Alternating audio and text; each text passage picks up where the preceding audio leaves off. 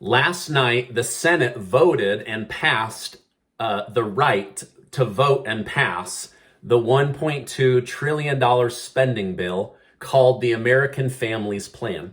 So we aren't out of the woods just yet, and the $3.5 trillion stimulus package or American Families Plan is up next, but will likely face headwinds. I'm going to go over what all of this means today and much, much more as I let you know what's coming out of Washington, D.C.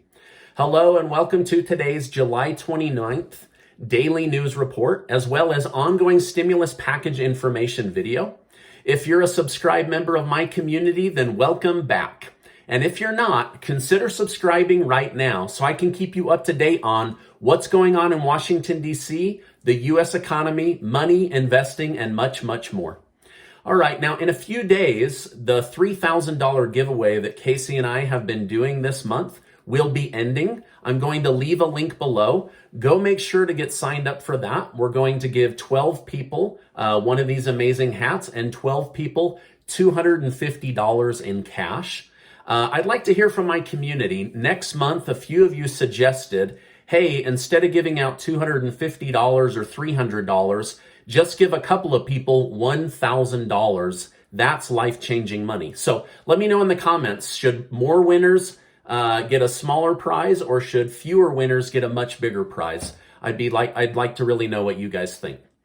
All right, now last night, a vote was held in the Senate on whether to have a vote and debate on the $1.9 trillion spending bill or the American Jobs Plan. The vote passed 67 yeses to 32 noes, showing that Republicans are on board with the $1.2 trillion spending bill. Now, I didn't say anything in the title like, yes, it passed, or anything. I'm just letting you guys know that a vote passed, but it was a vote on whether to debate and vote. Okay, so it's not like, it is baby steps in the right direction, but I don't want to, overhype this thing. This is what is really happening in Washington, D.C., okay?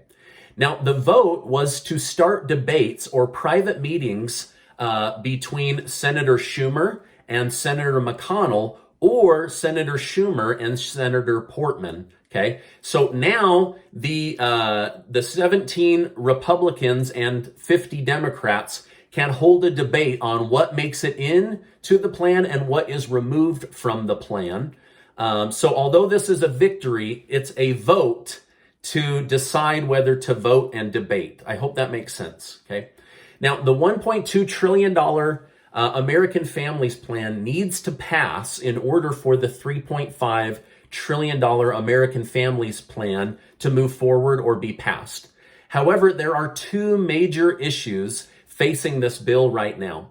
First, Democrat Senator Kyrsten Sinema told the press that although she is very pleased with the $1.2 trillion spending bill and grateful to each member of the Senate for their efforts, she will not be supporting the $3.5 trillion stimulus package. Senator Sinema is not against the bill, she says. She is against the $3.5 trillion price tag. Now, when she originally signed on, the price tag was $1.7 trillion, and they increased it by $1.8 trillion, and she doesn't know what's in there. So she's saying, without that knowledge, and you guys more than doubling this, I'm out, right? Now, she believes that her party has gone too far and too big right now. She said, I have also made clear that while I support beginning this process, I do not support a bill that costs $3.5 trillion. And in the coming months, I will work in good faith to develop this legislation with my colleagues and the administration to strengthen Arizona's economy and help Arizona's everyday families get ahead. So basically, she's saying, listen, I'm not going to sit in the corner and suck my thumb, but I want to be a part of the debate and I want to be a part of the conversation. But right now, for her, $3.5 trillion is astronomical. And she said that she just can't get on board with that number. Okay. Now, 83 to 90% of Americans, depending on the poll you look at, are scared that inflation will make living in the United States unbearable and too expensive. President Biden said in a CNN town hall that printing more money and passing these bills will reduce inflation, reduce inflation, reduce inflation. Okay, now I'm not a broken record. That's what he said, right? He said it 3 times. So the president seems confident that going into more debt and raising taxes will make things more affordable. Now, I'm not an economist, right? To me, common sense tells me that that's not right, but the president is working with very, very intelligent economists, so we'll see what ends up coming out of this. Now, I do know from a poll run on my own community page that 92% of you said that you don't support the $3.5 trillion spending bill if there isn't a stimulus check, if there isn't stimulus for you, the people, right? Why should they use your tax money if it doesn't benefit you, okay? Now, 8% of you said that you still support the $3.5 trillion spending bill, whether there's a stimulus check or not. So there's definitely differing opinions in my community and also in Washington, D.C. on how much to spend and what to actually spend it on. Now, President Biden said regarding the vote last night, this deal signals to the world that our democracy can function, deliver, and do big things. As we did with the Transcontinental Railroad and the Interstate Highway, we will once again transform America and propel us into the future. So basically, President Biden says this vote passing to vote and debate shows that democracy is working. Now, President Biden is calling on Congress to extend the eviction moratorium. There are over 10 million people behind on rent, and the rules to access the $45 billion in stimulus rental assistance money are so prohibitive that less than 5% of the $45 billion of money has actually gone to work. I mean, isn't that pathetic, right? Like they set $45 billion aside, and now all these months later, less than 5% has actually gone to help Americans behind on their rent. Now, according to the court system, the CDC had no authority to block evictions, and Congress might not either. So things could get very hairy as we enter into the month of August. Now, according to a poll I ran on my channel, 19% of you are behind on rent and 6% of you are behind on your mortgage. So I know that the stress around this topic is real. That's why I'm trying to research and bring you guys information. If you have a mortgage, try calling your mortgage lender and getting an extension on mortgage forbearance. See if they can tack payments onto the back of your loan. Do everything you can to not lose your house. If you rent, try to communicate your situation to your landlord. Reach out to family and friends just in case you're evicted. I wish there were more that I could do. Washington, D.C. is just moving so slowly on helping people that are behind on rent and mortgage payments. Now, inside the $3.5 trillion American Families Plan, some Republican members of Congress want to see the wording changed around rent assistance. They want it lightened, made easier, so that people can actually access this money. This money does no good if people can't actually reach it, right? That doesn't help the landlord, and it doesn't help the person behind on their rent if they can't get the money, okay? All right, now I mentioned that there were 2 major issues for passing the $3.5 trillion stimulus package. The second issue is House Speaker Nancy Pelosi said she won't bring any deal to the floor until it is finalized by the Senate. Now, last year, she was leading the charge on getting this stuff done. She's now saying, nope, we're going to let the Senate handle all the pressure of getting these done. So Pelosi won't even look at the $1.2 trillion American Families Plan unless the Senate passes the $3.5 trillion American Families Plan. And the Senate says, we're not even going to look at the American Families Plan until we pass the American Jobs Plan. So it's like they're putting each other in a bad position so that progress can't happen, okay? Now, I hate to be the one to point these out, but this is what's in the news and this is what I'm seeing, okay? So hopefully the passage of the 1.2 trillion gets things moving, right? Up next is the stimulus package, and so they just need to get through this, or Nancy Pelosi needs to change her stance.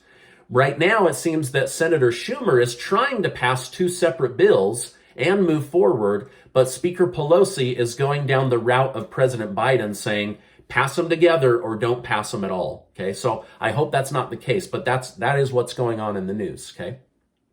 By the way, thank you guys so much for giving these videos a like. I really, really appreciate it when you hit that like button.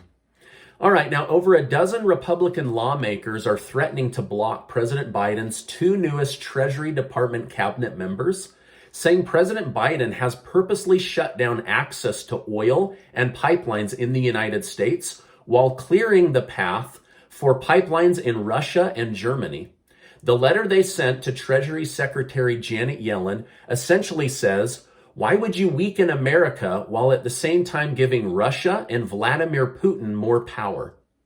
Biden's own chairman of the Foreign Relations Committee, Bob Menendez, said he was opposed to it and didn't understand why the Biden administration approved this. Secretary of State Anthony Blinken said this is actually Trump's fault, and that Biden would use it as a strategic tool of economic coercion against Russia to bring stability to the Ukraine and to Europe. So basically, Secretary of State Blinken says this is all Trump's fault, but we're going to use that to our advantage to coerce Russia into leaving Europe and the Ukraine alone. So I don't know. I don't know what to think of all of this, but anyway, that letter is going saying, why are you weakening America's access to oil while strengthening our enemies? Okay.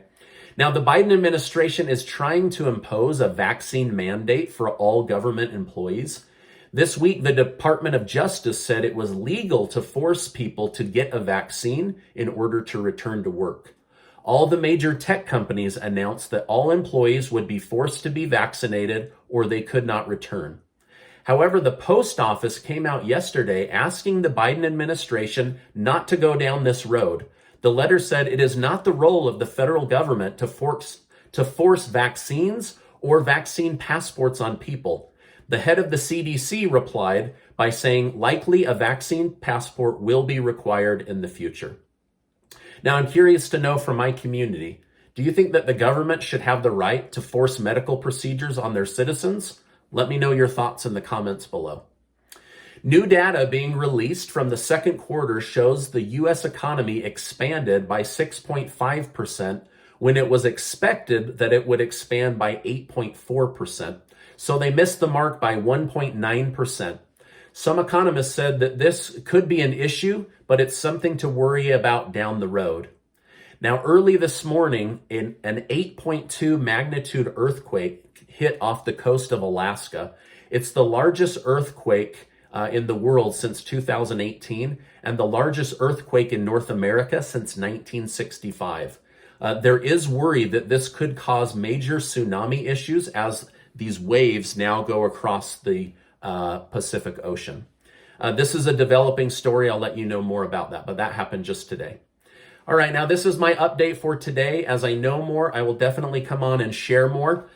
We need this bill to pass so that the $3.5 trillion can start discussions, whether there will be a stimulus check or not. As of right now, there is no stimulus check in there, but there's also nothing in writing. So to say that there will be one would be inappropriate of me. To say that there won't be one would also be inappropriate of me. So I'll just continue to let you guys know what's in the news and what's being said. But this is what was in the news today.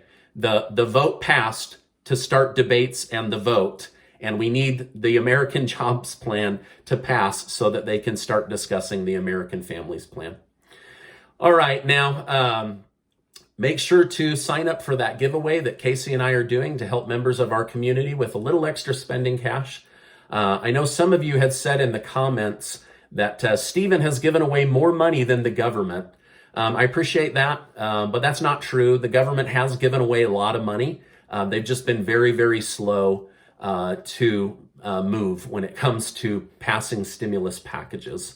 I wish I could give away more, but I'm giving away what I can based on sponsors. July was kind of a slow month, but August is looking really, really good. And one of my sponsors wants to directly give money to people in the community to help out. So I'm looking forward to those sponsors in August. All right, now before I go, I just want to remind you that you are amazing and Yoda best.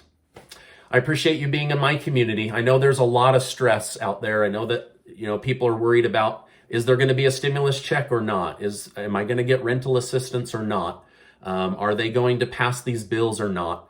Every day is a new day. So again, I appreciate you being in the community as I unravel what's going on in Washington, D.C. Hey, thanks so much, and I'll see you on the next video.